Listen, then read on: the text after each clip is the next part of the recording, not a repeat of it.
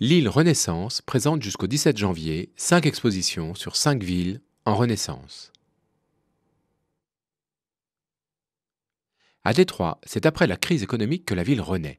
Ici, plusieurs artistes nous proposent une évocation de la ville actuelle comme cabossée par les effets de la crise qui l'a mise en faillite en 2013.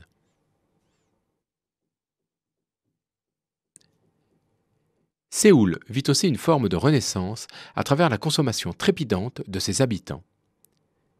Les artistes coréens, comme ici Choi Young-hwa, évoquent cette avidité de consommer. À vous de choisir. Bonjour Bertrand Baudry, Bonjour, on est où ici, à Lille ou à Eindhoven? on est à Eindhoven, à Lille. Lille et Eindhoven, c'est 2 heures de route, donc on est vraiment voisins. Et finalement, on a essayé d'amener l'esprit d'Eindhoven, qui est celui de bien manger, de fabriquer des choses dans un Fab Lab, de rencontrer des designers, et c'est ça qu'on a voulu amener. Et on crée beaucoup. Il y a beaucoup d'imagination. On a une expo du Stripe Festival, festival d'art numérique très connu en Europe. On ira voir une œuvre de design de Barthès. On ira voir l'exposition L'île Respire, où on pense à une utopie dans 50 ans, un quartier de Lille, comment on va le réhabiliter.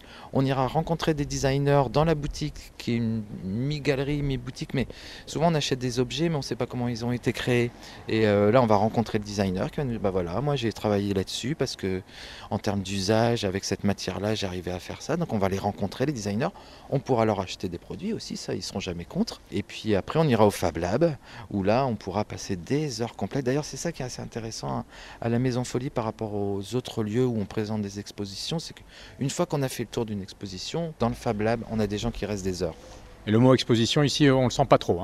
On est vraiment dans l'idée d'amener l'esprit d'Eindhoven. Il faut savoir que Eindhoven, c'est une ville vraiment formidable qui a eu des difficultés économiques incroyables avec la fermeture des usines Philips il y a quelques années et qui s'est reconstruit, qui est aujourd'hui en renaissance, notamment par le design. C'est ça qu'on a voulu amener ici à Lille.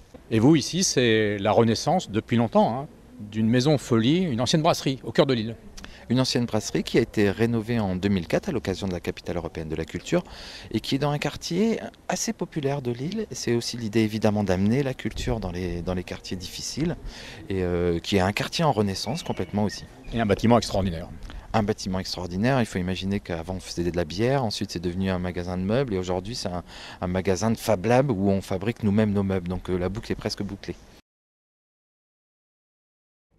Pour Eindhoven, c'est ici. Venez.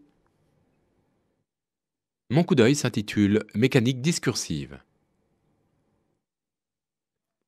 Réalisé par Fred Penel et Yannick Jacquet, cet étrange mécanisme s'étend sur plusieurs mètres.